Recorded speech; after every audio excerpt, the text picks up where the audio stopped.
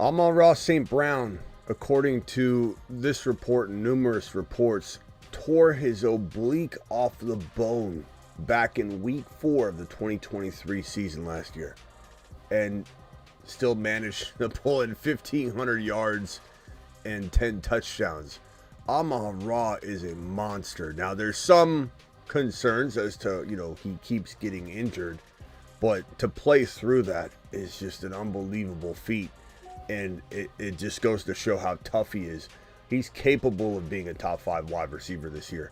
There's no reported effects from this. He seems to be 100% right now, but a shocking revelation on the Netflix series Receiver when Amon-Ra St. Brown reveals this travesty in week number 4 that still didn't hold him back from being an absolute monster.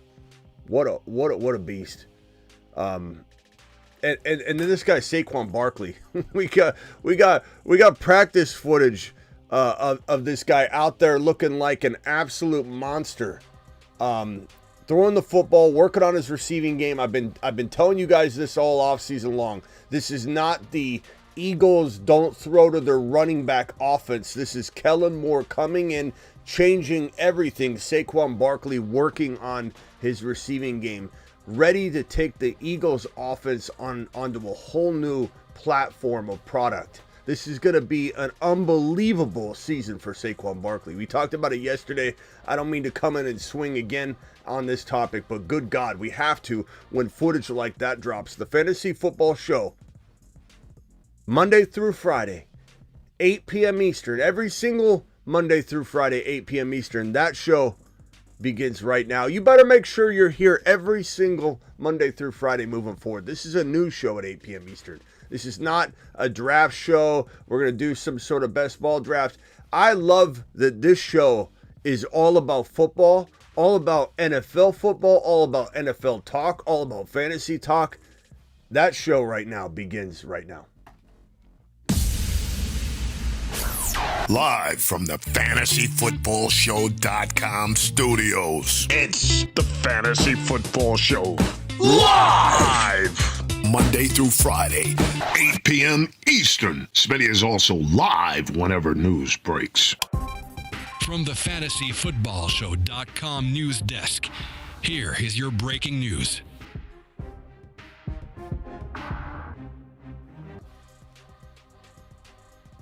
Look at him. Look at this man, Saquon Barkley. I keep saying this exact phrase, and I'm wording it this way for a reason. Look at what he's doing out there. Look how strong he looks. This man's catching football after football in 2024. And everybody that thinks this Eagles team doesn't throw to the running backs, Jalen Hurts doesn't throw to the running backs, you're going to have a rude awakening. I keep saying this phrase over and over for a reason. You and I, nobody knows how good Saquon Barkley is. We couldn't possibly know. There's no way to know.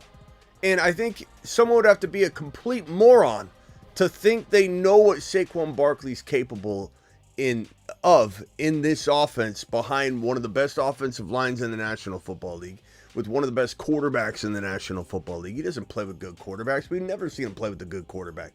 The Giants have absolutely ruined his career up until this point. He's been struggling to get fed. He's been struggling to earn his keep, and this is a guy that's very prideful. This is a guy that reminds me a lot of like Kittle and Gronk, in that he's going to give you every single inch he can give you, to the point where he might injure himself, and he's a little injury prone because of that. It's a great quality. Puka Nacua carries that same quality. It's a very amazing skill and quality to have. But it does come with some injury risk. You put your body on the line when other people might not. That's Saquon Barkley. Saquon Barkley is going to come out firing. And I just don't think we realize he's capable of being the number 1 overall running back. That might sound bold to somebody. Oh, that's stupid, Smitty. They don't throw to the running. You're not listening to me if you're saying they don't throw to the running back. You're not listening to what I'm saying. You're hearing Smitty, but you're not listening to Smitty. Because what I'm trying to tell you, if you're a doubting Donnie, or a worried William, or a pessimistic Peter, and you think this man can't come out and catch 65, 70 receptions in Philly under a new system, new OC, completely revamped. 95% of the offense has been changed, which a lot of people say is concerning. Not concerning to me. Not when you got a quarterback like Jalen Hurts commanding things. Intelligent, poised. He's the most poised QB in the league. I'm not saying he's the most clutch. That's not what I said. I'm not saying he's the guy you want to have the ball if you could choose any quarterback. I'm saying he's one of the most poised quarterbacks in the National Football League. His demeanor, he's calm. You get in the huddle and he says, look, we're down by 7. And we've got one shot. We're throwing it into the end zone to A.J. Brown on 3. 1, 2, 3, go. Hey, Jalen, your car's being towed. No problem. Hey, Jalen, you just won the lottery. Not a big deal. Hey, Jalen, your pinky fell off. Hey, not a big deal. On 3. 1, 2, 3, blue 32. That's Jalen. He's the definition of monotone in a good way. Not saying he doesn't have personality. He's just calm, cool, collective. You're going to trust him.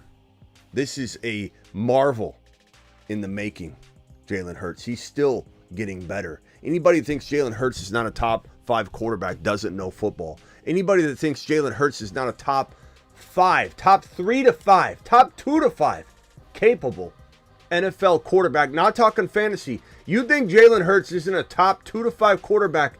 I'm sorry to tell you, you don't know ball. You don't know ball, Bobby boy. You don't know ball. Am I saying he has to be your 2? No. I said 2 to 5 capable. Maybe you do feel like Stroud's going to be the 2 this year. Maybe you do have a crazy rotation of, hey, these are all top 5 guys that kind of rank it this way. That's okay. That answer is okay. But if you believe that Jalen Hurts is not a top 5 quarterback in the National Football League, let alone fantasy, you don't know ball. If you don't think he's a top 2 or 3 QB in fantasy, you don't know fantasy and you don't know ball. This guy is going to prove all these weird doubters wrong that think something fell apart and broke last year. Might I remind people from a statistical perspective, which definitely speaks to how good he played. He was a top 6 quarterback in 11 of 17 games last year. He was a top 6 quarterback in 11 out of the 17 games last year in what many would describe, including myself, an unraveling in Philly. They didn't have the right components in place. They didn't have the right staff. Shane Steichen, Gannon get raptured from the offense. You don't have your OC in DC. It leaves you in kind of a messy situation if you don't replace him perfectly. And Sirianni didn't replace him perfectly. Now they bring in 2 much improved situations. And Shane Steichen, while he's going to turn AR5 into an absolute beast.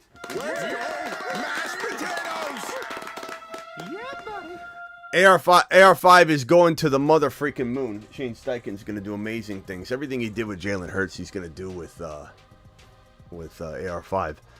But Kellen Moore is a fantastic replacement. He is. This is going to be a very, very, very solid defense. This is going to be a very solid offense. This is going to be a team that has so many weapons that Kellen Moore is going to do what he did in Dallas in Philly, probably even better. Dare I say Philly's got better weapons than Dallas, sum total. So everything you see in Dallas right now is a Kellen Moore result. He left, he went to the Chargers. Obviously it didn't work out, but I think that has to do with the Chargers more than it has to do with anybody going to the Chargers, and we might find that out this year. I don't know. I don't know how the Chargers are going to look. Everybody keeps talking about how good Herbert looks. Herbert's not being asked to do anything close to what he normally is being asked to do. Of course he looks good. He's got 2 or 3 things to focus on. Like, I don't know what's going to go on there.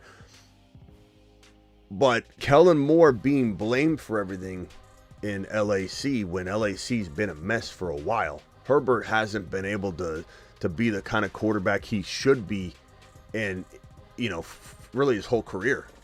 This is a guy that's had a very disappointing career. Not his fault, because he can't seem to get the right and proper, support from his organization. Now he's got no receivers other than a rookie and Ladd McConkey, who we like, but we don't know what his role is going to be. They let Eckler go. They let Keenan Allen go for a ham sandwich? Should I bring in no running back talent? It's going to be wild. But I think Shane Steichen, I think Kellen Moore is oftentimes blamed for everything, and everybody forgets what he did good in Dallas. It's kind of like Kingsbury. People rip on Kingsbury. They don't know how good Kingsbury is. Just like in a positive way, Shanahan, if Shanahan got fired, let's say the Niners fell apart this year or something, and Shanahan got fired, there's still a lot to love about Kyle Shanahan from an offensive coordinator perspective. You wouldn't just talk about the negatives. There's so many things that you can get out of a guy like Shanny or a guy like Kingsbury or a guy like Kellen Moore in the right system. Barkley is going to have a remarkable PPR season. And we are crazy if we think we know what we're going to get, because we don't. We could see the second best running back in all of fantasy football this year in Saquon Barkley. He could be the biggest second round steal that we've seen in years. And I think his floor is absolutely where we're drafting him. That's his floor. You take him at 14, 15, you're getting that production. If he stays healthy, remotely stays healthy, you're getting 14, 15 overall production out of Saquon Barkley. I can't think of a running back that has his floor built in any more than Saquon Barkley. You know, Kyron Williams as well, but unbelievable. And you see things like this, and it's like, look, he's working on his pass catching for a reason. And we forget how good of a receiver he is. He could be a 70 reception running back in the National Football League. He could have 2,000 total yards and 14, 15 touchdowns in Philly. This is a team that made Swift look pretty good between the tackles. He wasn't even a between the tackles running back. Imagine what they're going to do with Saquon Barkley, and it's not even the same system. Don't think, pull Swift out, plug Saquon in. He's going to be limited but pretty good. That's not it. You're not paying attention if you think that's what this looks like, because it's not what it looks like. And as for Amon-Ra St. Brown, to tear your oblique off of the bone in week 4, if this is true, and I believe him, I would never dare call this man a liar. To play the way he played, 1,500 yards, 10 touchdowns, from week 4 on, having an oblique tear off the bone, tells you all you need to know about whether this man wants to be the number 1 wide receiver in the league every single year. He does. There are some injury concerns. He does seem to get banged up quite a bit, but when he plays through it, how can you complain? What is there to complain about when Amon-Ra played, majority of the entire season this way? And he still managed to have a remarkable year. This guy having 1,500 yards and 10 touchdowns again is going to be a disappointing expectation. You know what I'm saying? Like, we all want him to be even better than this. He could easily be 1,510 any given season. And as I said earlier, a couple shows ago, I've said it a couple shows now, Amon-Ra St. Brown at the goal line was used one of the very least wide receivers used inside the top 10 to 12 in goal line situations. And I'm not saying that wide receivers catch a ton of goal line passes, but when you're like in the bottom 2 out of 12 in, bottom 10% of the top 15 wide receivers, right around there, I'm guesstimating that exact number. But when you're in the bottom 10% in the top 15 wide receivers of being utilized around the goal line, I venture to say that's going to change this year. I venture to say that's some weird set of circumstances that kind of unveiled themselves. This is a man that will probably be handed 2 more touchdowns. I would say 2 more touchdowns based on that stat alone. So 2 touchdowns, even if you take 2 away somewhere, he gets them right back right there. He's also been somebody that's been victim to some weird goal line, 1 yard line stats for the last handful of years. I don't know if you remember I think it was the year prior or the year prior to that, where he got tackled at the 1 yard line several times. And it wasn't like he's bad at breaking a tackle. It was a weird play. The ball was fumbled and, he caught it and he got dragged down right at the 1 yard line. This is a guy that's been missing out on a handful of touchdowns, it seems, every year. So maybe a 10 touchdown season should be a 14, 15 every single season for him. We don't know what his touchdown potential is. Amon-Ra St. Brown is a double-digit touchdown man. That's where he lives. He lives in the double digits, I tell you. Mashed potatoes! Legend has it if you say St. Brown 3 times in the dark in the bathroom, you will immediately lose your league. I dare you to try it. Phone lines are open. Not a whole lot of news going on today, but we do need to discuss these two topics, and we can continue to.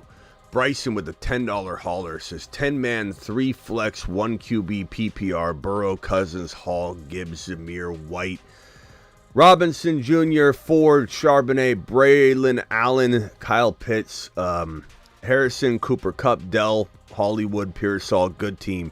Any moves you should make with this squad? Woo, that's a good squad, bro. I like it a lot. Zamir, Gibbs, Hall. That's phenomenal. That is phenomenal, my man. I don't know that there's much to do there. I mean, you got Gibbs and Hall, 2 top 5 running backs. You got Zamir in that quietly, top 12 running back, positioning there, and you don't even need it. And Ford's there. You got that covered. Cooper Kupp, Dell, Hollywood Brown, Harrison Jr. I love this entire squad. It's hard to say because I don't really want to trade Dell. I don't really want to. I mean, Cooper Kupp, could you trade Cooper Kupp into something? Yeah, but at what cost? I don't think there's much to maneuver here. I think you built yourself a really solid team. I'd be open-minded and keep my door open and answer all trade calls, but I don't know that there's a lot to go attack with this team. I'd maybe try my best to turn Kupp and Brian Robinson Jr., Kupp and Ford. Would I be very tempted to use Kyle Pitts and Kupp to upgrade into a monster wide receiver? Maybe, and then you go tight end shopping and find the guys that like Luke Musgrave that could maybe carry their weight and be as good as maybe a Kyle Pitts could be. You try and find that breakout tight end. That's the only place that I could see, to be honest with you. I don't think I'd touch any of this other stuff. Burrow. Upgrading Burrow, even though I love Burrow, I love Burrow.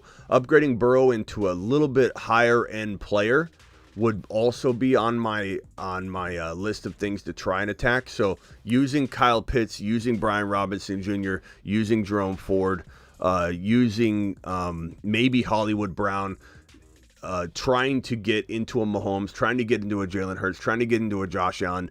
I'd almost even say AR5 as well. Using Brian Robinson Jr., something like that. But if you can use Kyle Pitts to get into one of those elite quarterbacks or to turn Cooper Kupp into a St. Brown type player, I'm doing that 10 times out of 10 times and taking my gamble on Luke Musgrave. As much as I love Kyle Pitts, he's a revenge tour candidate. We love Kyle Pitts this year. I have personally been using Kyle Pitts in leagues to do that because I have great faith in some of these tight end combos that we can pick up, we can deploy and try and execute on to get that surprise top 5-6 tight end finish, which happens almost every single year. I think Luke Musgrave, I think Goddard, I think even like a Jelani Woods in that thing, players like that make a lot of sense for me.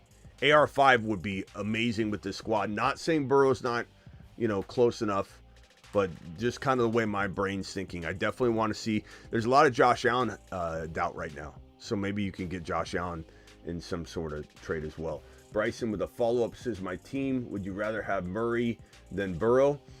I don't know that I think I go back and forth on that one. I don't think there's a real good answer on that one. They're both very, very close. Kyler Murray runs the football, and that just is an added bonus. And the fact that, people are going to try and assume that he's not capable of being top 5 anymore because you haven't seen it in a while. This kid was injured last year, coming back, trying to get his feet under him, and he didn't have the weapons that he has right now. He just got everything upgraded. Marvin Harrison Jr. is going to do numbers for him, and he's still going to scramble a lot. He's a year healthier. I would venture to say Kyler outscores Burrow. But that's not something I say lightly, and it's not something I take pride in saying because I'm a big Joe Burrow fan. But Joe Burrow has struggled to put together consistency, right? He has struggled to stay healthy. There's a lot of moving parts there. I really love Joe Burrow. This is not a knock on Joe Burrow, but Kyler Murray has been a top 5 quarterback before, and Kyler Murray fantasy-wise. And Kyler Murray, if you take his, you take a look at his games, I think it was the 10 games, 8 games, whatever it was, before the ACL tear, and you extrapolate that, he was QB5 or QB6, depending on your scoring. So before Kyler tore his ACL, he was a top 5 to 6 quarterback, depending on your scoring. So I don't think it's that risky to bank on Kyler. That said, I'd much rather go in the direction of getting the slightly bigger name player. Even AR5 seems a little bit more attractive to me right now, my guy. So if you can pull that off using what I'm talking about, that would help you. I could maybe get Reed and Murray for Burrow. Jaden Reed, I like that a lot. Jaden Reed and Murray for Burrow, I'd take that in a heartbeat. Travis, you're live. What's up, my guy? Hey, so pretty crazy news about Amon-Ra. Turns out the doctors or people who, had some source close to the team that he tore an oblique was possibly right, and that somehow the Lions and Amon-Ra got that source to get stomped out, because there was like 1 or 2 people out there saying they heard from someone close to the team, but it was kind of brushed off like, well, no, it can't be because he's playing, Yeah, tough to know, how much of it. I mean, I don't think he's lying. I think it's true, but I don't think so. Yeah, but some people exaggerate their injuries. He doesn't seem like that kind of guy, and not to mention there's more evidence than that than just his word of mouth. But it's crazy. But it does bring up 2 different, arguments or 2 different talking points here. One, he's tough as nails, and this guy will play through anything. Amon-Ra, unbelievable. Mashed potatoes! Love what Amon-Ra's doing. Love what he's doing. Keep doing it, Amon. The other thing though is that he does get hurt a lot. But he plays like Kittle, Puka Nacua, Rob Gronkowski, and so you're gonna get that from a guy like him. But you're also going to get a guy that can play through it half the time. So tough to really say what kind of conclusion you draw from it, because some people are going to say, I'm drawing to stay away from him. He's getting hurt all the time. And other people are like, this guy will literally play with his arm severed. I want him on my team. So, I mean, you could argue both things need to be talked about. I don't think there's a real. Philip gifted 1 membership. Philip, thank you for gifting a membership, my guy. To the moon. Philip, to the moon. Philip, my man. I mean, I'm not shying away from drafting him because of this, at all. Am I drafting him higher because of it? Probably not. I think he stays where he is because I've already had him very high. We all have him like at 8, 9. You know what I mean? Like, how can you put him any higher? But I'm certainly not dropping him, and I'm certainly just a lot more respect for him. So that maybe that cements him in a little bit more into that place that I could be tempted to say, kind of like to go, maybe an RB here, or I really love Marvin Harrison Jr. and Puka. Do I toy around with, no, Amon-Ra St. Brown. Yeah, I agree. But damn, I mean, and like you said, it does remind, it serves as a good reminder that he gets banged up. But when you get a guy that can produce like that, I think you have to have a lot more injuries and sustained injuries, or a lot more missed time before you can start worrying about injuries with a guy like that. Guys, dial into the phone line. Here's the number. Call into the show. Call into the show. Dial into the phone line, brought to you by the Attic.shop. The Attic is absolute fantastic company that I beg to come back every year. Like, I could get it, and if I had this NFL like meme shirt company reach out, and I'm like, no, I'm the Attic.shop guy. I don't even care. I love this apparel. I love this brand.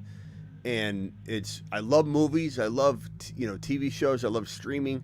These are all these vintage old movies and tees and hoodies. And that comes from the Attic because, and they used to be Grindhouse, but they rebranded because one of the owners found a boxes in the attic of all these movie posters that his dad had all the rights to, like King Kong. And because it's in the movie poster, they can print it as much as they want. And so they have all these amazing, very, old school, like movie posters from over 40 years ago. And so they created this brand, and it's awesome. So make sure you check it out at theattic.shop.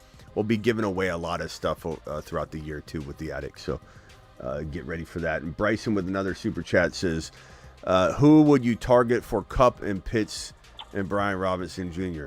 Again, bro, I mean, I'm going after Hurts. I'm going after Josh Allen. I'm going after Patrick Mahomes. If you're going after a wide receiver in this scenario, so Kupp and Brian Robinson, or Pitts and Kupp together, that's tough. I don't know that I mean, if you're getting like a top 3 wide receiver or something, sure, but it's hard to even say like, hey, give me like London, for example, is right at the 12-13 turn. London or Kupp and Pitts, I think that's the point where you start getting a little crazy giving up Kyle Pitts in that sense, because Kupp could be just as good as London. I mean, he could. So I don't know. Like if you're talking about higher, like St. Brown, sure, give me St. Brown. If you're going after just using Kupp and maybe Brian Robinson Jr., I don't know. What wide receiver could you get for that, Travis? Cooper Kupp and Brian Robinson Jr. I don't know that you're gonna get like DK. I think DK would be a nice little bump. Yeah. You might. Debo. It's tough because it's tough with like I'm assuming it's dynasty. Obviously the top tier young wide receivers you're not going to get because they like them. But I don't know if you could maybe get someone to move off of like a Brian Thomas Jr. and something else if you're looking to go young. You think someone might like that? I know people aren't going to give up a Harris. Now, did he say this was dynasty? Let me see. Let me just make sure. I think he did. 1 QB PPR. I don't know that he said dynasty though. Let us know if it's dynasty, Bryson. I mean, I assume it is because it's this early, but people draft around now anyway. There's a lot of people, so I don't know. There's no dynasty here to it. 1 QB PPR Burrow Cousins. Let us know if it's dynasty. It does change things a lot, and you could honestly say, going and getting a St. Brown using all of that, going and getting a London using all of this right here. So Kupp, Pitts, and Brian Robinson Jr. for London. Sure, I do that in a dynasty. In a redraft, it's hard because Kupp could have that good of a year.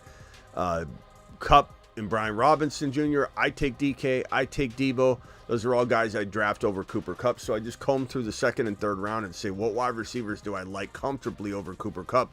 Yeah, throw in Brian Robinson Jr. No doubt about it. Kyle Pitts and Kupp, though, it's a whole different thing and does depend on if it's dynasty or redraft. But I don't know. Yeah, the team's sold. Dynasty, too, you could go after, like, an Olave if someone's down on him. Guys like that in dynasty, I guess. Do we shop Harrison or hold? Why would you shop? What do you mean? Do we shop Harrison or hold? Like, did you hear something? Did somebody whisper in your ear about something going haywire over in Arizona? Do we shop? Why are we shopping Harrison? I don't know why we would shop Harrison. Downgrade to AJB. Something tells me someone's offering him stuff for Marvin Harrison and he's getting an itchy trigger finger. I don't shop. If we're talking about the dynasty, Harrison's my number 1 wide receiver in all of dynasty fantasy football. I look at Lamb and I say, okay, Dak re-signs, then we start having like a battle and a war and a total debate. Sure. But right now, we don't know what future is in store for Dallas and CeeDee Lamb and what the hell is going on there. You've got same thing with JJ. Jamar Chase gets injured a lot. I love him, but I'm still taking MHJ over him. You know, kind of wild to say, I think, initially, hey, Marvin Harrison Jr. is my number one wide receiver. But when you really break it down, I don't think it's crazy at all. And I wouldn't shop him for anything. Someone's going to come knocking on my door. I'll listen. I'll listen to any trade offer for any player. But I'm going to probably laugh and say, you better give me a whole bunch more than that. There's no way I'm shopping Marvin Harrison Jr. There's no way. What is going on, my boy Mars Man? Rock out. Rock out. Hey, rock out. It's Terry, man. Oh, I'm sorry. What's up? Terry, I saw Mars Man and I just assumed it was rock out. Terry, we haven't heard from you in a while, buddy boy. What's going on with you? What's up, Terry? Yeah, I'm in there. My house got hit really hard, so I'm really struggling over here. But I'm sitting in my front yard going, holy crap. Just wanted to give everybody heads up. I'm okay. I'm just not going to be able to be on the show for about another week or so. My power's not restored yet. So, damn. I had to go to the library to charge my phone, but I'm here. So Hurricane Terry. Here. That's crazy, it bro. Tore me up. It tore the yard up, but it didn't tear me up. No. You know? Well, we're glad you're here, Terry. Whatever you do, stay grounded. You know. Always. Don't get picked up. Hey, what do you think of Saquon Barkley, Terry? I love Saquon this year. I love Saquon. Let him cook. Let him cook. If he's going in the back end of especially if he's going in the back end of the second round. Let him cook, Terry. Let him cook. Let him cook. Right. Anyway, Wild Bill is a $5 hauler. Wild Bill says, showing the channel some love and registered my new debit card after being fraud. Sorry to hear that. Cancel your order. Thanks for the awesome content. Thank you, Wild Bill. Wild Bill to the moon. Wild Bill's also, I believe, just joined Patreon, right? Wild Bill, didn't you? So appreciate you joining Patreon. Wild Bill to the freaking moon. Wild Bill, Bryson dropped another. It's a redraft. I wondered if it was a redraft. Okay. So Bryson said it's a redraft. So everything I said applies in terms of, like, you know, Cooper Kupp versus London, and you start throwing in Kyle Pitts and Brian Robinson Jr. It starts getting tough. You know, like, Kupp is pretty damn good for one more year, I think. I think people are undervaluing his third round to fourth round appeal. But I'm definitely taking St. Brown if you can get it. But what I'm saying is that 12-13 turn London territory starts becoming tough to throw all that in, and I think you start counting on the fact that you have some good value, bro. But redraft, you guys drafting so early now. I love it. I love it though. Rock Out says, who's Rock Out? Rock Out, thank you for dropping the super chat. John's on the line. John, what's up? You're live. Hey, sorry if it's noisy, I'm driving, but do you think Amon-Ra can end up as the number 2 wide receiver? Do you think it's crazy to take him, like 2 or 3 overall? Could he? Yes, he could definitely end up being the number 2 or 3 receiver. No doubt about it. 1,500 yards and 10 touchdowns with, again, every year some sort of weird, like he gets tackled at the 1-yard line over and over, or he's got these weird goal line stats that don't make sense because he's such a force around the end zone. And they don't even use him in those situations comparatively to other receivers. He was, like I said, in the bottom, like 10 to 20% in the NFL's top 15 wide receivers used around the goal line. I really, really think he's capable of it. Do I draft him that high? No, I don't, because you don't have to. If you're talking about best ball, my advice to you would be just consume as much St. Brown. Go a little higher than you maybe should if you want to, you know, try different builds out that you can't build from. Like if you take Amon-Ra at 7, 8, 9 over and over, you're gonna get certain builds with that, and you get a different one if you went 5 or 6 because you're gonna have different players fall there on the regular. But you start going like 2nd or 3rd overall, I don't think that's necessary, bro. And if you're not in a best ball, then you just trade down, because there's no need to be taking a player at 2 or 3 that's never sniffing 2 or 3. He's never getting drafted 2 or 3 overall. He's just not. Doesn't matter how excited we are about him. He's not going 2 or 3 overall. So it's a big I would say, whiff of opportunity to better your, and if you can't draft pick trade, I don't know what to tell you there either, because like you can't just take someone at 2 or 3 because you can't trade. I know there's something about getting your guys, but I don't know. There's plenty of players there at 2 and 3. They're just as good as Amon-Ra St. Brown though. So I don't know. I think he's a tremendous player, and I think a lot of people are not recognizing that the fact that like the standard deviation that he put up in terms of the other number 1 and number 2 wide receiver last year was a lot smaller than what CeeDee Lamb and AJ Brown were putting up. The stat that you mentioned in regard to this oblique, that's incredible. I think it's even more incredible the fact that he was the only player last year that had like 22 plus points in every playoff game, every single playoff game. Yeah, I personally he's a beast, he could easily end up as the number 1 wide receiver. He could. I just don't know that I would. I don't know that I would do that. I would take him as high as 5 or 6 and say put your balls on the table there, but 2 or 3 is unnecessary. It's just that's a tough spot to be in. I don't think you're. Let's see what the chat thinks. Would anybody take him 2 or 3? Would anybody take him 2 or 3? As much as we love him, I don't think that's a wise proposition. No. You know, I like why? Especially if you could trade. Can you trade in the scenario you're talking about? Because if you can, why wouldn't you just trade out? You know? Because there's no risk. If you trade down to 5, you're still getting him, bro. You're still putting your cojones on the table taking him at 5 or 6. No one's going to take him before 5 or 6.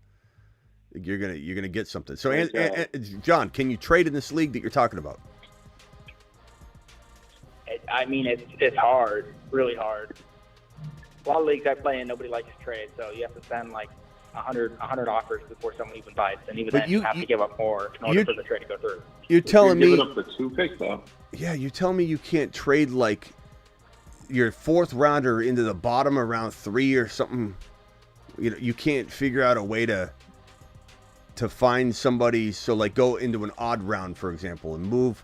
So if you're drafting at 2 and someone's down at like 5, you can't just say, hey, give me this same move, like give me this, you know, reverse move or whatever in the odd and the even rounds on 2 of these rounds over here in like round 2 and 4 or something, or 4 and 6 even, or like you tell me you can't get anybody to want to get up to that number 2 overall pick or 3 overall pick. I highly doubt that. You just got to try, bro. You got to send out more offers. And you said you got to send out a ton of offers, then do it. Like, you know, do the work to get it done. Like from what you just said, it can happen. It's just you got to send out a ton of offers. We'll send out a ton of offers. You're never going to get like one trade to go through by sending one offer. You got to send offers in droves. When I send trade offers out, John, I send out like 15 of them, and whenever a trade gets accepted in any league I'm in, I see like 14 trade offers vanish from my trade, you know, offer screen, because I'll have 15 of them pending, waiting for the first person to take it, and then somebody grabs it, and then 15 offers go out. Then I got to throw another 15 offers up. But it takes hard work, John. You can't draft St. Brown at 2 or 3. It doesn't make sense. Every year when you do like a trade advice show or whatever, that's one of the biggest things we talk about is that you can't necessarily get so fixated on one player. You got to send out a bunch of offers, you know, with, you know, like players that you would want on your team. Because like John said, there's leagues where it's really hard to trade, but you throw enough out there, it's gonna hit. And similar, if we're talking about, let me get all these fine gentlemen off the screen here, so I can get my marker board back. If we're talking about something along the lines of like this, John, think about this, okay? Especially like this isn't best ball advice, but it could apply to you as well. How many leagues do you do that are non-best ball, that are like mom and pop, buddy leagues, work leagues? How many leagues, John? Probably like 5. Okay, so you have 5 opportunities to get, you know, St. Brown essentially. You know, take your chances of diversifying in this 1 to 4 range. You have the opportunity to get a different kind of player. In this, you want to go 5? I'm fine with it. You want to take St. Brown at 5? I don't think that's crazy. But you also have from 5 down to like 8, maybe even 9 sometimes where St. Brown can fall. So you have every league where you have a pick in that territory, you can get St. Brown there and oversaturate. The problem you're going to have is if you take St. Brown at this 2 pick in this league, and then he falls to you in these other leagues, you're going to have 7 ownerships of St. Brown out of your 7 leagues. And then you're going to be completely overinvested. So take what is given to you, bro. Allow the draft to hand you a different opportunity with this high draft selection squad that you have, or trade down. That's right. Bottom line. Let me go over real quickly, John, to Axe. Axe, you're live. What's up, my guy? Oh, it's going on. Hey, listen, Smitty. I learned a lesson last year about drafting with the same strategies every time. So, like in Louisiana, we could do DraftKings. I have 96 teams, and like you were saying, each time I have a different opportunity to pick a different player at, whatever they scramble me to be, whether I'm 5, 1, 11, or 12. But every draft, I took your advice, hero RB. I go 0 quarterback, 0 tight end, and just fill on in. Just every draft, I take a different approach as to where I'm not copycatting every time, Well, so here, let me speak to that real quickly. And again, this goes back to last year when everybody was taking Bijan too high. And at the tail end, I'll admit, I even jumped in the last week. I'm like, let's just take him wherever now. But like for the most part, the entire offseason, I kept saying, pump the brakes, stop taking Bijan at 1 or 2. We need to take him at 5 where we can get him. The problem is that you start taking him at all of these draft slots, you get to the point where when you finally have a normal like 6, 7, 8, 9 round pick last year where you would probably take Bijan and he fell, you were taking him. So you were taking him in every single league because you forced him in leagues where you didn't need to take him. So yes, you want to take advantage of these like blockings of players that are only going to be available to those draft slots. So you're going to take your Lamb, you're going to take your Jamar Chase, you're going to take your wide receiver. Even if you were to go, Bijan at 4, that's fine. Bijan could be in this bucket up here if you want. Bijan, your CMCs, whatever, your Tyreek Hills. This is where you're going to build those teams.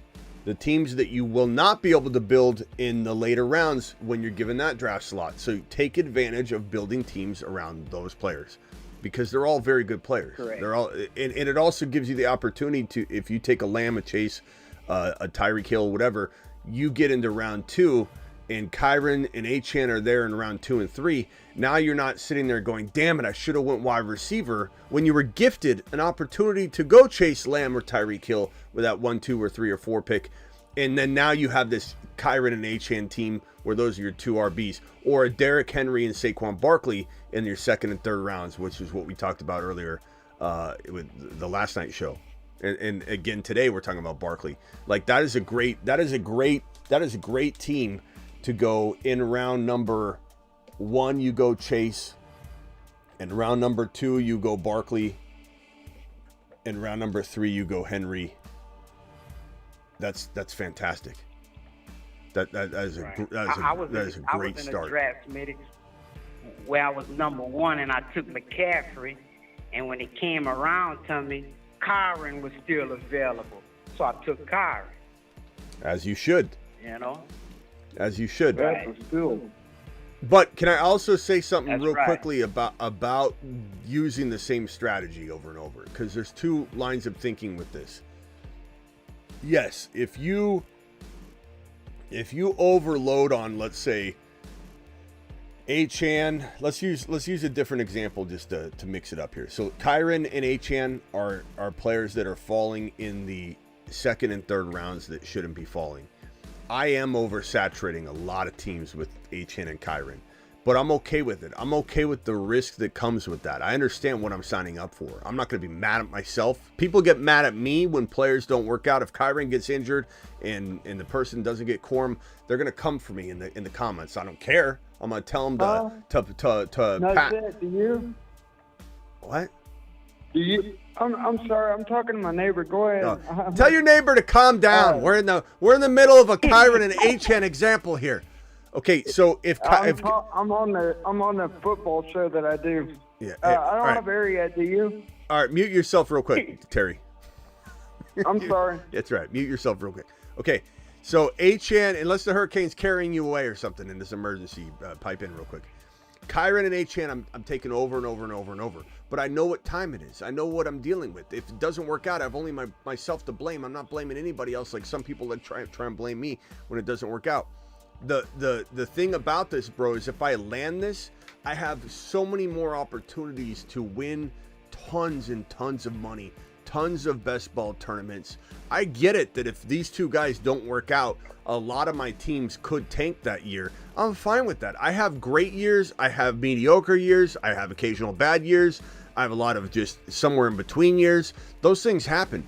But you do end up having both those ways of thinking about it where it's like you could, diversify completely.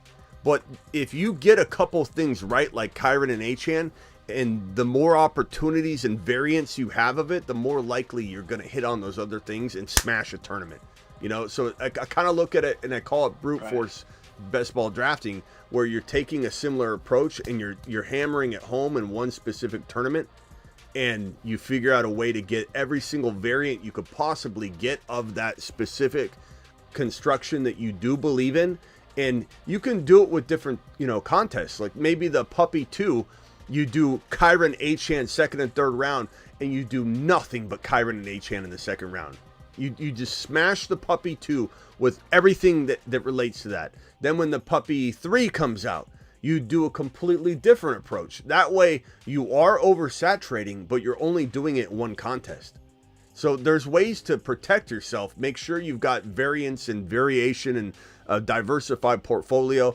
I will advise somebody 9 times out of 10 to diversify more than to do what I do, but sometimes I'll pile it on, bro, and I'll let it all ride. But that's me. Like Bijan, I had Bijan on a ton of teams last year.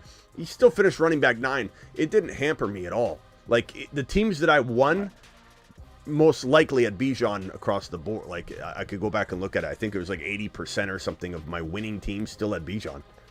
If anything, I won. Smitty, y'all remember when Aaron Rodgers, he threw that pass to Garrett Wilson in the preseason, and Garrett Wilson did that little dance. And man, I was so all in. That's what hurt me. Yeah. I was Aaron Rodgers, Garrett Wilson, every draft. I get it. I get it. And we did have a lot of nutsack kicks last year. Like Aaron Rodgers took out, our Garrett Wilson take. Bijan, Arthur Smith took out Bijan, London, Kyle Pitts, But at the same time, I overdrafted the hell out of Jahmyr Gibbs. I over-consumed the hell out of Devon Achane. I had so many shares of, players in that breakout sense that carried me. So it's like, it's a pro and a con, bro. If you oversaturate with Jahmyr Gibbs and you were able to supplement. Now, if you started on weeks 1 through 6, it was brutal at times. I get it. But if you ended up having the right rotation going on, and then he becomes the number 2 running back, if not the number 1 running back from week 7 on, Jahmyr Gibbs helped win you a championship. So, it is what it is. Breece Hall, same thing. Breece Hall was the number 2 running back in fantasy football. We oversaturated the hell out of all of our teams with Breece Hall. Did it hurt us? Absolutely not. So there's a pro and a con. Right. I understand. Yeah, so you just got to know what time it is. My solution, again, is to oversaturate in different tournaments and contests. And then when another one opens up, oversaturate in a different area. And try and master that draft strategy, having the most variances possible. And if you land on that, I look at it like an NCAA bracket. If I create a bracket that I really like, I will create a one-off version of it where I go in just a slightly different direction, and then I take that same bracket and I do a different direction. But it's all based off the same principles of the first bracket that I really believe in, and I'm going all in on that thinking of that's kind of constructing all 3 of the brackets or 4 brackets. They're all coming from the same place with different branches that help me go in a slightly different direction when I was on the fence about something. Like there's a fork in the road and I go that way and then I go that way. But the consensus part of everything that makes up the bracket, it's the same across all 4 of the brackets. So I look at it that way when I build best ball teams. All right, hang tight, bro. I got to go over to the Bruce and then over to Cole from Indy. Hey. Bruce, you're live. Hey, I got a question, Smitty. Yo. Would it be weird to or dumb to go St. Brown, Debo, and wait on your running back? No. I mean, dumb no. But like, who do you get? You know, I don't know that. I don't know that I can answer that without knowing who you get, because like if you ended up getting Henry and Mahomes and, you know, Trey McBride, like you still got a really damn good team, you know. But if you end up screwing up the RB on that and you feel a little, I don't want to say it feels light at wide receiver. It doesn't. It's obviously 2 really good receivers. But given that you went wide receiver, you know, you got to smash the hell out of that. So Debo has to have a great year. You have to land the right running back. I don't know. It's not a bad approach. I personally like a little bit more, I would say, balance if St. Brown's my number 1. That's not a knock on St. Brown. I think this goes back to John's thing. Like, I love St. Brown, but, you know, if you are drafting him higher than you should be drafting him, like, maybe Debo is a little bit riskier of a second-round pick than, you know, if I've got Bijan and I'm locked down at RB or Christian McCaffrey, then I kind of feel okay with Debo. So Debo's a risky second-round pick, a fun one, but I don't know if he applies in every scenario as like an amazing second-round pick. I like Debo. He's kind of my safety net second-round pick, as is DK. Like, I'll take DK at the 2-3 turn. I'm not in love with it. I'm in love with the DK value, but I don't love. I mean, I love what he could do this year, but I'm not in love with taking a receiver way earlier than I want to, because I don't like the other ones that everybody's consuming. I don't want Waddle in the second round. I don't want Nico in the second round. I don't think those guys are deserving of it, to be honest with you. But no. All right, Bruce, hang tight real quick. Let me come back to you. Cole from Indy. You're live, Cole. Hey, what up, Smitty? What's up? Real quick, I just want to let you know that I'm actually Arrogance, so if you could switch me in the system to that. Oh, okay. Cole, appreciate you. Arrogance. In your super chat was Smitty. Shout out to Superfish the Goat. Appreciate you dropping that. Hey, Superfish is always out here, man. He's always watching out to on the Patreon. He's that dude. So yeah, shout him out for sure. What can I do for you, Arrogance? Yes, sir. Okay, so I went on the Patreon today, and I was looking at some dynasty advice. I know it's not the topic right now, so we can come back to that. But on Amon-Ra St. Brown, he's a dog, right? I mean, I've always seen it. I feel like everybody's kind of felt it, right? And it just kind of took a little while for the Lions to pop off, right? I mean, he's there, right? Yeah, I mean, yeah. So what's the question? I mean, yeah, we just did a whole thing on pumping up St. Brown. Of course, he's a dog. Everyone loves him, but I don't think he's. I think it, like John was getting overly excited, wanted to take him 2 or 3, and I don't think that's a wise choice, because it you're not packaging in and baking in all that the risk that does come with them. You know. Yeah, you gotta be baked in for sure. Yeah. But what's your comment? Can you restate it? You just want to know, what is he, a dog? Yeah, so are we like trusting him wide receiver 1 on your whole team first round? Like, I'm picking him up in like 7, 7, 8. Yeah, he's fine. 7, 8, 9, totally doable. It's fantastic. Yeah, smashing that. Yeah. And I guess I have a question more about your content. So I'm looking at a lot of like home leagues where I'm playing, redraft all this time. So is most of the things you're talking about also applying to that, or we're talking more or less like towards underdog stuff? I'm always talking general football usually.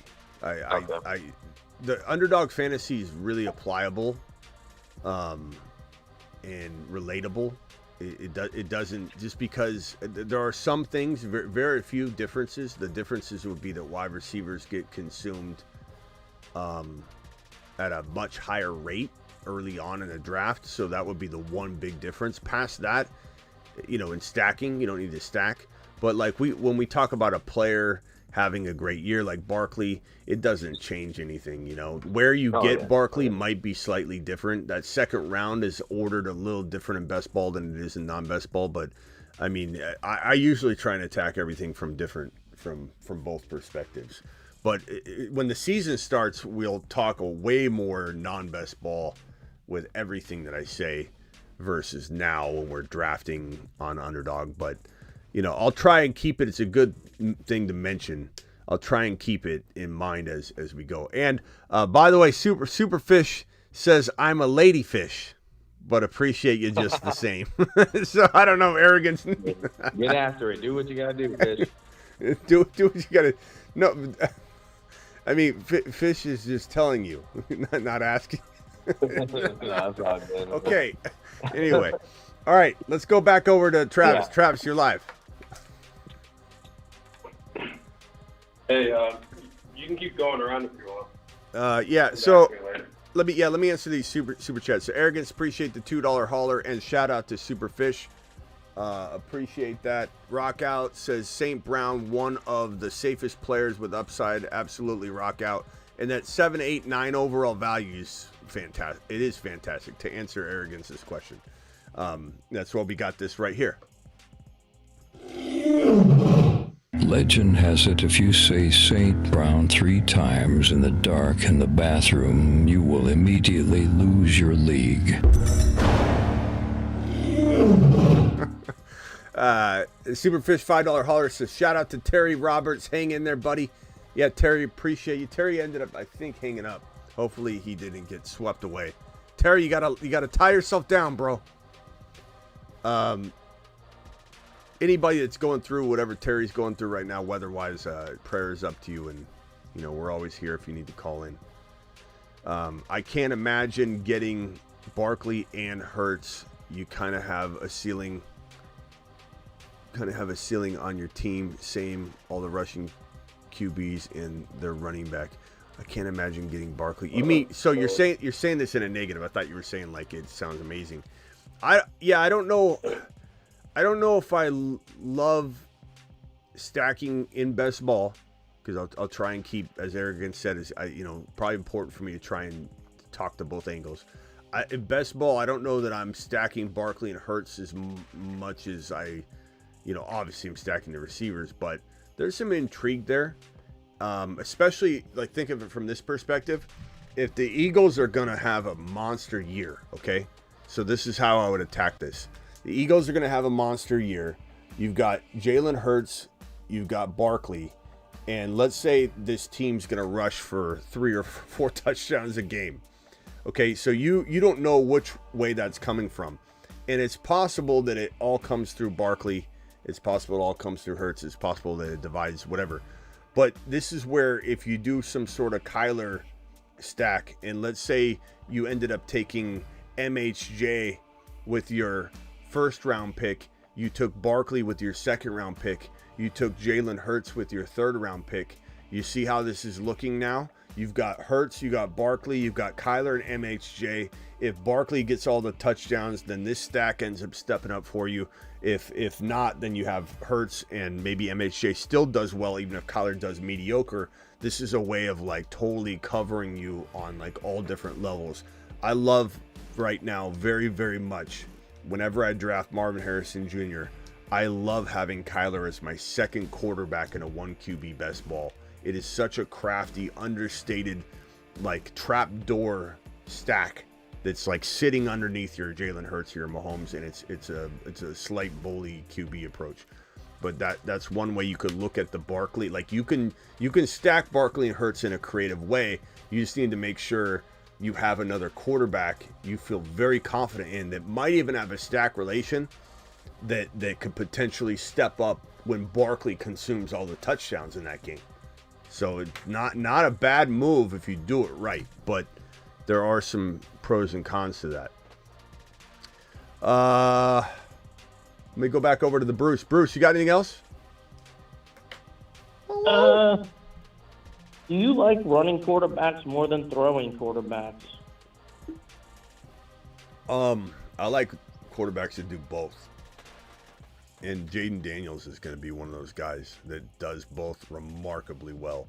I think at the end of the day, think about it. I mean, CJ Stroud, Dak Prescott last year, obviously, was in the mix of being a top, 2 to 4 quarterback, depending on your scoring. And that all came through just throwing missiles down the field. But you look at Josh Allen, you look at Hurts, you look at Lamar, AR5 now. These guys all run the ball. So in general, I'm going to like a Hurts more than I like a quarterback that's not going to run. In general, I'm going to like AR5 more than I like Burrow slightly, because I think AR5 is a very underrated passing quarterback. I think people act like AR5 is going to be incompetent throwing the football, and it's mind-boggling to me. This guy can throw missiles down the field. This guy could throw he could sit Indian style, crisscross applesauce like in school, and probably throw a 70-yard bomb down the field. So I don't know what people's problem is with AR5 and how they think he can't be a dual threat. He's got to be this more running quarterback. Same thing with Jaden Daniels. These uneducated, commenting, Caleb's that even create content around it, acting like JD5 is going to struggle at first, or he could be a good passing QB someday, but he's definitely got the wheels and that helps him. Like, his running ability is an accessory to his absolute cannon and amazing accuracy. JD5, best pocket passer in the draft class, best pocket passer to come out of college football in the last decade. And people that say otherwise don't know what the hell they're talking about. They just don't have the information. They just absolutely just running their mouth about JD5 and have no idea what they're saying. JD5 is the best pocket passer to come out of college in the last 10 years. You watch. But yeah, I want running QBs, yeah. Because I was worried about, there's more injury risk with them than there is pocket passer, so it's kind of like... There's not really, which one's though. Better. There is risk, but not... I mean, look at Burrow. Look at Kirk Cousins. When you look at all the injuries that happened last year, and even you look over the last 5 years, running QBs are susceptible to getting banged up, but are they more susceptible to season-ending injuries? Not really. So I wouldn't run away, to be honest with you. Tex Ninja becoming a YouTube exclusive member. Appreciate you, Tex. So don't let that scare you, bro. They can get banged up, sure, but just look at all the injured QBs last year. Aaron Rodgers, not a running quarterback. Kirk Cousins, not a running quarterback. Joe Burrow, he's better at running than he used to be, but not a running quarterback. Those are 3 big name QBs, bro, that got raptured. Josh Allen, he played. Jalen Hurts, he played all year. Lamar, all these running quarterbacks didn't get injured, any sort of season-ending injury. I think it's almost a miscategorization of that, injury-prone. Like, getting banged up, yes, but they play injured. I have been listening, Smitty, but on the next day, does I have to get up at 3? All right. You going to bed now then, you're saying? You're out of here? No. Oh. I might stay up for a little while. Okay. I drank coffee like a moron. Well, don't let us, create some bad day for you tomorrow because you haven't slept. No. $10 holler from Ivy.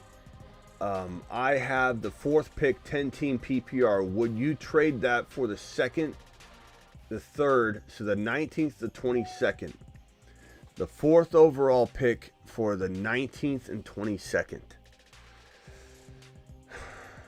That's so... I probably would, I think, because in Ivy, can you answer this question? Like think of it from this. Even if we throw Bijan into the mix here, who we love, you take Bijan Robinson, and you trade Bijan Robinson for Achane and Kyron. that's a deal I'm making every time. I hate to say it, but it is what it is. If you can guarantee get Kyren with one of those picks, and I think you can, and you have a good chance of getting Achane with one of those picks, which I think then it's a great move, because even if you were to say, give me Josh Allen, something substantial that you cannot get later on. And I always say this, whenever you do a 2-for-1, whenever you trade two or trade a number 4, number 5, so one pick, and you trade that pick for a second and a third, or a second and so this is a third.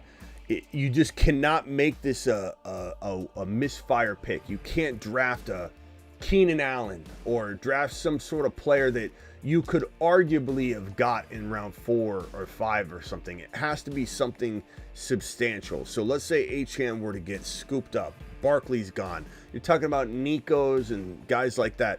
Like, you take Josh Allen, this is still something that absolutely separates you from everybody else.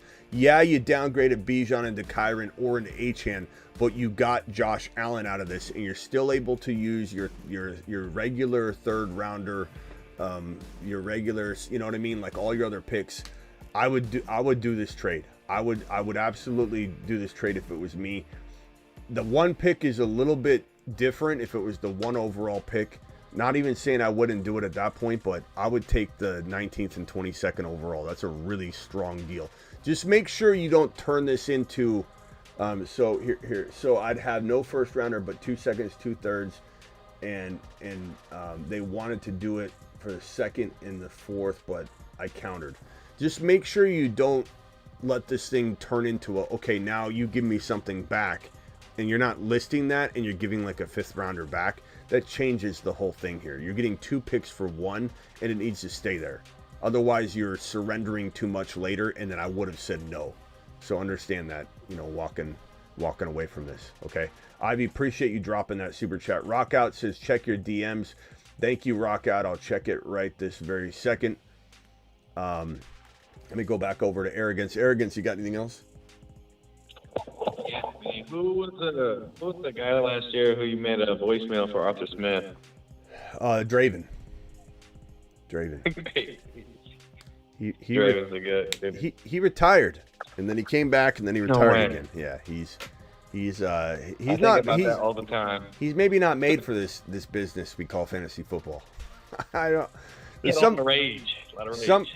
Some people just don't have the tenacity to weather through the ups and downs and all of that. He gets really bent out of shape when things don't go his way.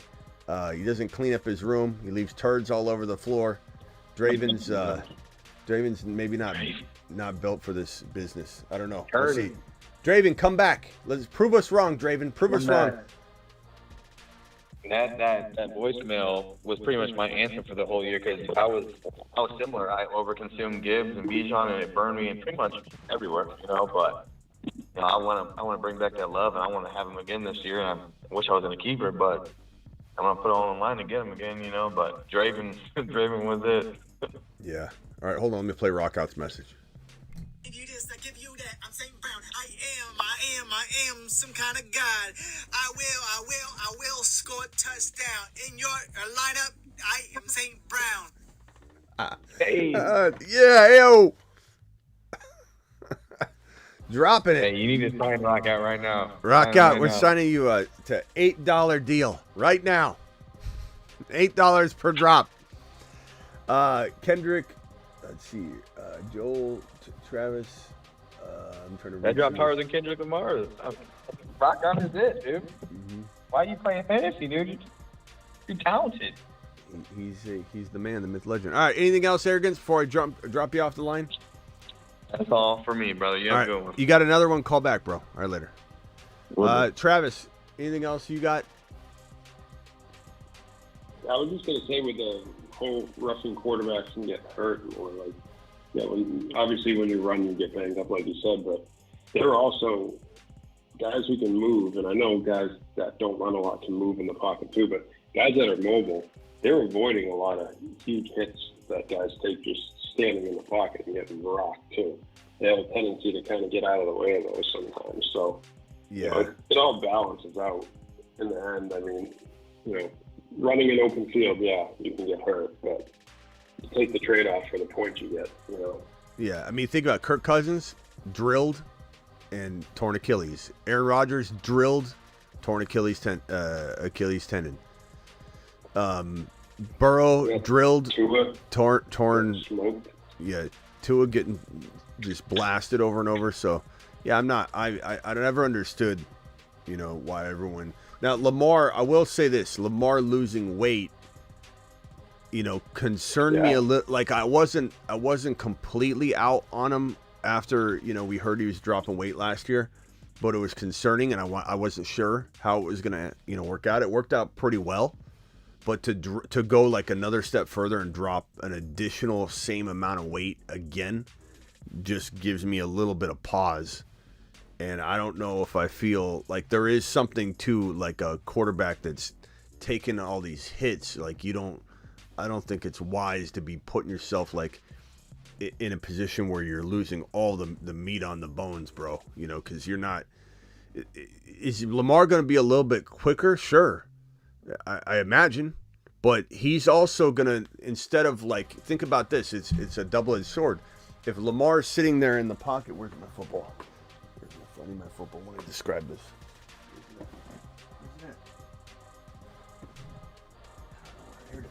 So if Lamar's in the pocket and he's dropping back in a linebacker or defensive lineman, whatever, has got their hand on his jersey, and he's Lamar of old, he weighs 220 pounds, 225 pounds, he's shaking that off. You know, like just because he's quicker and thinner doesn't mean he's avoiding everything. There's certain things that he would shake off. He's a big, strong dude. Somebody's trying to grab him, and he's just kind of just nudging them off, and he breaks free and runs off a 15, 20-yard run. Now he's going to be grabbed. He's lighter. He's going to be pulled to the ground and whip, you know, like whiplashed into you know, potentially concussion type situations. I don't know that you can just say, oh, he's going to avoid all these hits now. He's going to take more hits because he's going to be wrapped up quicker when people do get hands on it. So I don't know. And that's tough to train your mind to like remember, okay, I might not be able to take all the hits I used to because I'm 15 pounds lighter now. So, you know, he's still going full bore and taking hits. It's pretty bad. Yeah, I'm not super excited about his weight drop. Tua is also something that concerns me too, because like Tua was a big guy, and he's still kind of a big guy relatively speaking, but you know, he's back there, same thing. The things Tua's got to be worried about is being pulled to the ground, being like flung around like a rag doll. Those are the things that are going to get him concussed, not taking a hit from a player when he's scrambling and trying to run out of bounds. I mean, you could get concussed there too, but his worry has always been head hitting the back of his back of his head hitting the ground. So if he's weighing a light amount that can't slip through, you know, a grasp of a linebacker or a defensive lineman that's trying to pull him down with one arm and dragging him around, I don't know. I don't think it's wise for these guys to be dropping too many LBs. But, you know, again, that not saying that running quarterbacks get injury prone, but there are certain topics that I think where, you know, we need to have a conversation about it, but we'll see. I mean, look, not every weight gain or weight loss is the same. It's all separate cases, case by case. Mm-hmm. And Aaron Jones gained a bunch of weight when he wasn't able to stay healthy early in his career, and it was a great move. He got his nutrition on point. It was fantastic. Achane gained what looks like at least 5 to 15 pounds. It might be 5, it might be 7, it might be 12. We don't know what the weight actually is, but Achane gaining that weight, I have a good read on this. I think that it's going to be fantastic for him because he's still a young guy that is not used to playing at a certain weight yet. He's still growing. He stopped growing probably like a year and a half ago. So his body's still getting used to, you know, the size that he's playing at. And I don't know that he's this injury prone player anyway, like everyone else likes to pretend he is, just because he injured his knee and then re-injured his knee And everybody out there would have injured their knee and re-injured their knee in the same exact scenarios because it wasn't like he was too small. That's why he hurt his knee. It's ridiculous. But to add that extra weight and the fact that Achan's talking about, I want to be resilient. I want to catch passes. I want to be the kind of guy that can carry the workload if he needs to. And that's not a knock on that Achan isn't a workhorse. He is a hybrid workhorse, much like Kamara was. I love Achan's role. I don't even want Achan to be the full-time starter between the tackles all the time. Efficiency is so great. Do we want a couple games of it? Sure. Do I want a couple games where Gibbs is the only running back, in the lineup? Sure. But I do want Monty there for the majority of the year. I do want Mostert or Wright in Miami for a majority of the year. These are important pieces that keep the high yards per carry going. Gibbs getting one of those carries that's built for Gibbs is different than getting Monty's carries because Monty's injured, and you have Gibbs now running 2-3 yard runs every like 4 or 5 plays, and you're like, he's gonna get 2 or 3 yards here. He's not gonna break through this one. This is gonna be a low yard per carry game for Gibbs because now he's taking Monty's job. Arrogance, you're on the line one more time. What's up? Hey, Smitty, sorry for bugging you. One last thing, my man. I'm starting up a dynasty right now. Ideal app. What are you saying? What? I'm trying to start up a dynasty league, and I'm looking at different apps. I started on Yahoo, but it's kind of very intuitive. Probably Sleeper is the best for a commissioner. It's pretty good to play on it too.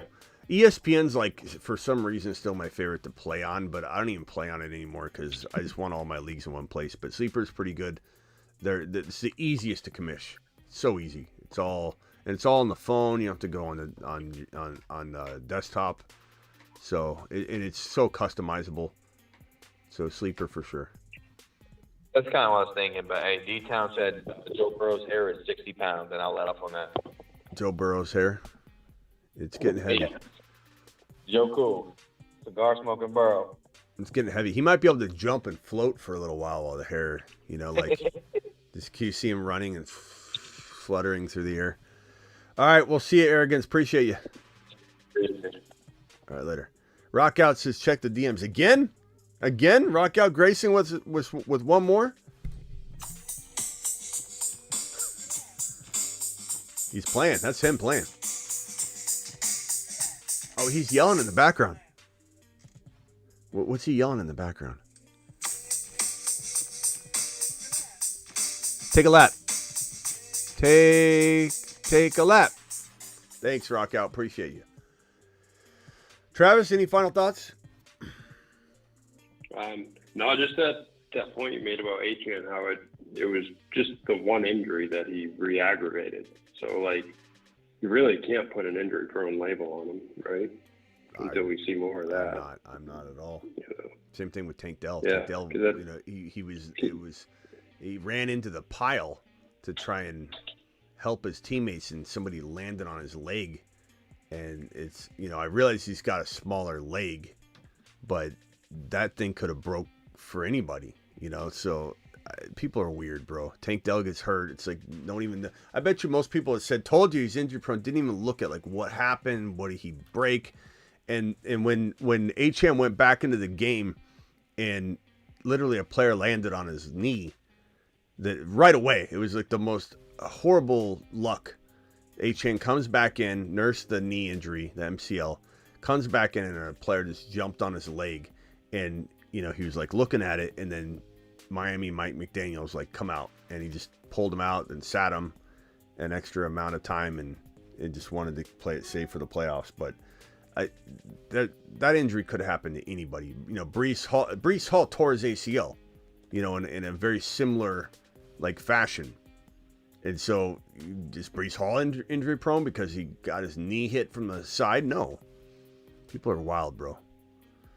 But that's fine. I love that people think that Achan's injury prone. Yeah. I love that people think that Tank Dell's injury prone. I love that people think Tank Dell can't be one of the biggest steals in fantasy football in the 4th round. Give me Achan in round 2-3. Give me Kyron in 3. Give me Tank Dell in 4. I'm cleaning up on all of those all day long. Me too. All right, I'll be back tonight for some sort of show. I don't know if we'll do drafting or not. Depends on if there's any like news, and so I'll see you guys in a little bit. All right. Later, Smitty. Later. Appreciate you. Thank you to my mod squad. Justin with a $2 hauler. What's your take on Michael Pittman again, Smitty? I don't hate him. I really don't. I drafted him last night in a draft in the 5th round. But that's like where I'll draft him. I'm fine with that. I had AR5 in round 4. I took, it was the 4-5 turn. I took AR5 and then I took Pittman. And so like I cuffed it. But I don't love Pittman any higher than that though. You know, that was a good value. He fell. He probably shouldn't have fallen there. And I took him in the 5th round and I like that. That's good value. But he is a high-end wide receiver 2, in my opinion, at best. He's not a low-end wide receiver 1. But I do like him a lot. People think I hate him. It's not that I hate him. I just want him at the right territory. Trade Joe Burrow for JD combo with a player to be my starter. Burrow for JD combo.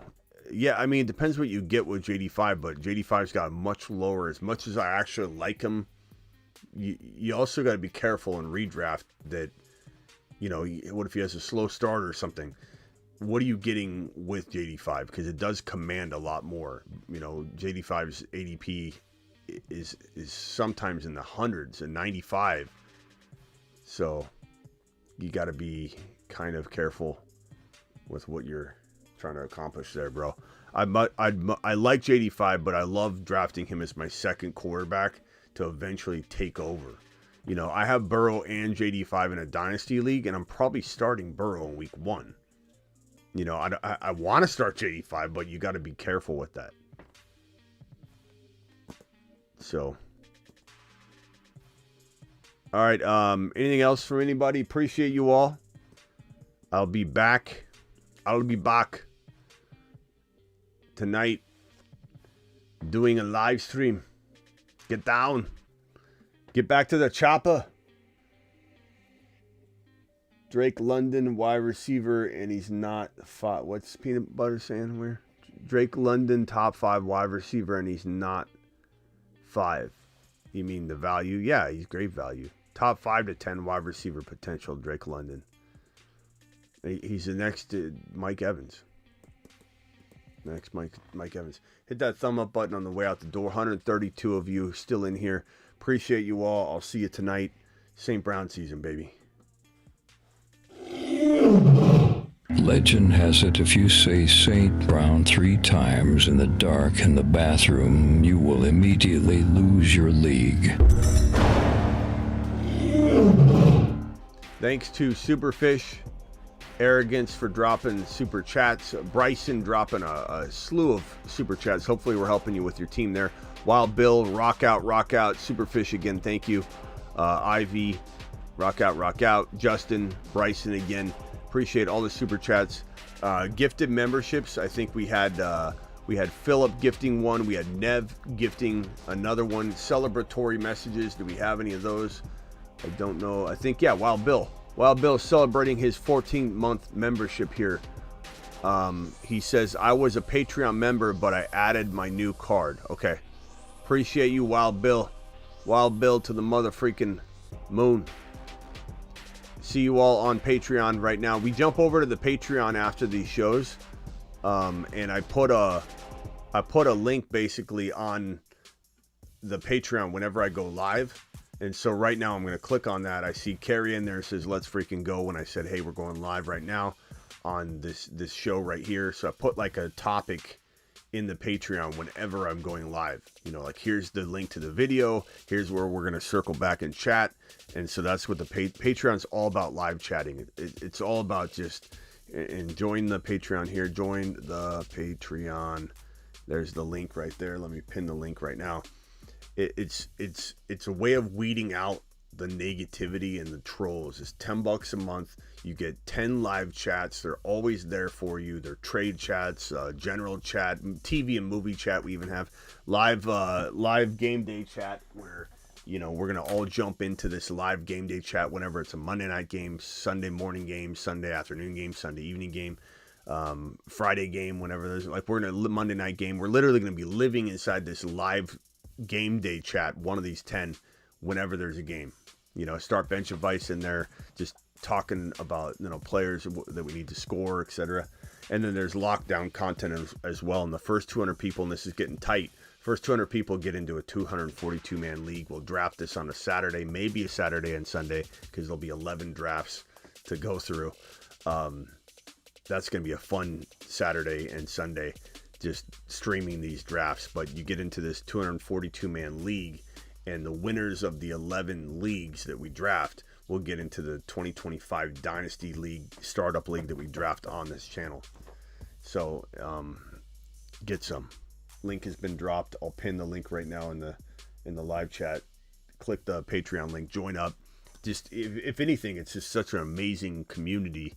It's our community. It's the live chat of these shows extended over 365 24/7. So that's what it is. Superfish with one more super chat. Could you drop the link again for the private draft? We need 2 more to start. Absolutely. Here is a link to the private draft that is still pending. We need 2 more to jump into this bad boy. I think I have 2 of them to drop, actually. Here's one. Here's one right there. So click on that one. And then here's another one that I created. Both of them need to be filled. So jump into these 2 private league drafts. They're $3 to get in. $20 goes to first place. Think of it like enhanced mock drafting. Everybody's throwing $3 in so that one person, the winner, gets 20. Second place gets, I think, 13, and then third place gets their money back. So you get third place, you get your money back, and it's like enhancing your mock draft skills because you're playing for cash, which is awesome. So click it, do it live. Appreciate you. Deuces. Bryson says wait. Bryson, ask it, and I'll come back if I see anything.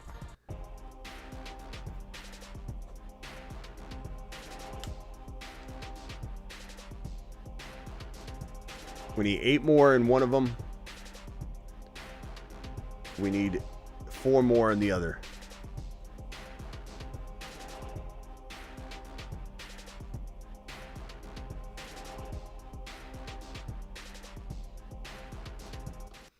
All right, Bryson's got 1 more, I think. I got a trade Tank and Zamir for Metcalf and Warren. No, it's pretty close. I don't know. I'm going to take Zamir and Tank. Does the chat agree on that one? Zamir and Tank, right? Tank and Metcalf are close, bro. I really like Metcalf. I really do, but I also really like Tank Dell. And Zamir White's more secure than Warren. Warren's not the starter. Zamir is the starter. So you're taking a gamble that Warren's going to start, and I think he could grab the job, but it's Arthur Smith, that rotation, who the hell knows? Give me Tank and Zamir all day long. See what the chat thinks. I think the chat will agree with me.